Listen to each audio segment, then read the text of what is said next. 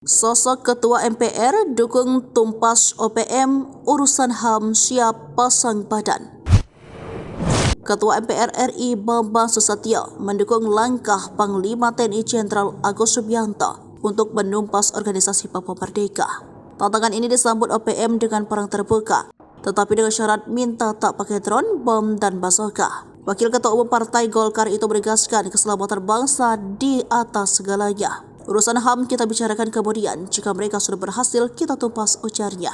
Bamsud pun menegaskan siap pasang badan jika ada pihak yang mempersoalkan HAM atas kewajiban TNI Polri dalam melaksanakan penegakan hukum dan melaksanakan perintah konstitusi, yaitu melindungi segenap bangsa dan seluruh wilayah tumpah darah Indonesia. Diketahui penyebutan OPM tersebut tertuang dalam surat keputusan Panglima TNI nomor STR-41/2024 tertanggal 5 April tahun 2024 dengan alasan kelompok bersenjata di Papua menamakan dirinya sebagai Tentara Pembebasan Nasional Papua Barat sama dengan OPM. Mantan Ketua DPR RI dan mantan Ketua Komisi 3 DPR RI bidang hukum, HAM, dan keamanan ini menegaskan pemerintah TNI dan Polri harus terus melakukan tindakan tegas dan terukur kepada OPM.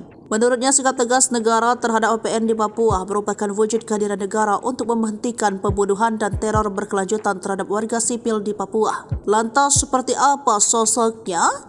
Bambang Susatyo, biasa dipanggil Bamsud atau BS, ini lahir di Jakarta 10 September 1962.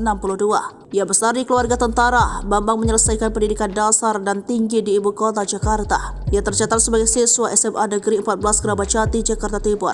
Pada umur 11 tahun, Bambang masuk Akademi Accounting Jayabaya, Jakarta. Kemudian dia mengambil S1 di Sekolah Tinggi Ekonomi Indonesia, Jakarta. Sementara S2-nya dia selesaikan di Newport, Indonesia, Amerika.